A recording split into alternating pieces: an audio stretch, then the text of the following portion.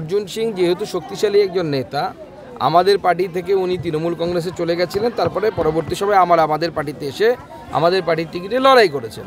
তো স্বাভাবিকভাবে তৃণমূল কংগ্রেস তাকে হেনস্থা করছে, এটা তৃণমূল কংগ্রেসের পলিসি, ঘোষিত পলিসি। তো না সেইটা এই অ্যাক্টিভনেস যদি জঙ্গি ধরার ক্ষেত্রে থাকতো না, এই তৎপরতা পশ্চিমবঙ্গ পুলিশে যদি জঙ্গি ধরার ক্ষেত্রে থাকতো, তাহলে পশ্চিমবঙ্গে এই অবস্থা হতো না। অর্জুন সিংকে বিভিন্ন মামলায় অর্জুন সিংকে বিদ্ধ করে ভয় পাইয়ে আবার তৃণমূল কংগ্রেসে নিয়ে যাওয়ার চেষ্টা চলছে, কিন্তু আমার বিশ্বাস অর্জুন সিং ভারতীয় জনতা পার্টি থেকে লড়াই করবে। একটা কাউন্সিলর এতদিন ধরে গা ঢাকা দিয়েছে, দলের কোনো সমর্থন चंपाहाटी में फिर से बाजी करके आगुन लगा है। चंपाहाटी में আর হিন্দি হবে না, হিন্দি वाले চলো না না না অনেক হয়েছে। আমার যেটা মনে হয়, বাংলায় একটা কথা আছে, ঘর পোড়া গরু সিঁদুরে মেঘ দেখলে ডরায়। বনগাঁ সহ বিস্তীর্ণ এলাকার মানুষ কিন্তু উদ্বাস্তু এলাকা থেকে, মানে উদ্বাস্তু মানুষ, অর্থাৎ বাংলাদেশ থেকে তারা পালিয়ে আসা মানুষ, এবং তারা পালিয়েছিলেন, সোজা কথা সোজাভাবে বলা ভালো, ধর্মের জন্য, ধর্ম বাঁচানোর জন্য, হিন্দু হওয়ার জন্য পালাতে বাধ্য হয়েছিলেন। তো স্বাভাবিকভাবে তাদের কাছ থেকে তারও অ্যাক্টিভনেস আশা করব আমরা।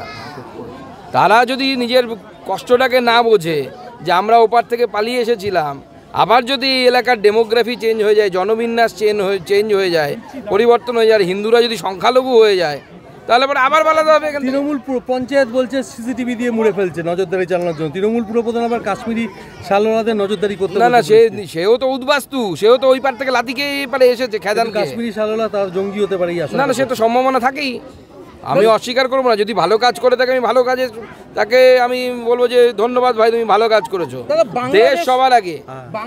বাংলাদেশে চিঠি দেওয়া হয়েছে হাসিনাকে নেওয়ার জন্য, সেইটা ভারত সরকার স্ট্যান্ডটা কি হতে পারে? না, সেটা ভারত সরকার স্ট্যান্ড ভারত সরকার বলবে। ভারত সরকারের বিদেশ মন্ত্রক একদম অফিসিয়ালি তার মন্তব্য জানাবে, চিন্তার কিছু নেই।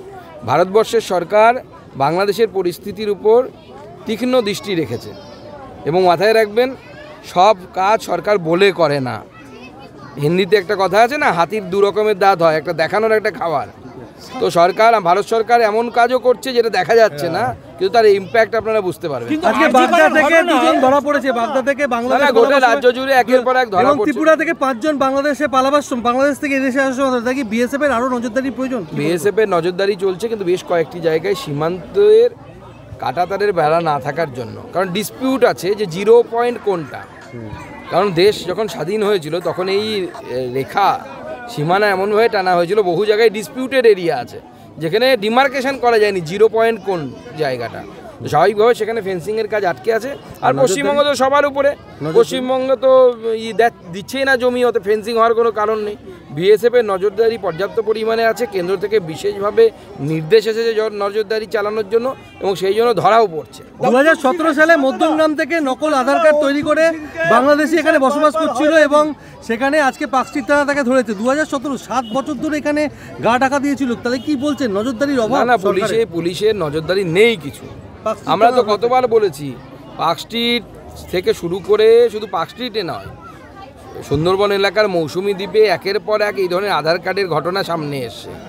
বারাসাত থেকে ধরা পড়ছে, মধ্যমগ্রামের এলাকা থেকে ধরা পড়ছে, বনগাঁ থেকে ধরা পড়ছে। উগ্রপন্থীদের যেভাবে কার্যকলাপ পশ্চিমবঙ্গে বাড়ছে, প্রতি জেলায় জেলায় তো এবার জঙ্গি সাথী প্রকল্প শুরু হয়েছে মনে হচ্ছে তৃণমূল কংগ্রেসের তরফ থেকে। যেরকম জেলায় জেলায় পথসাথী আছে, সেরকম জঙ্গি সাথী প্রকল্প তৃণমূল কংগ্রেস সরকার চালু করেছে। একই দিনে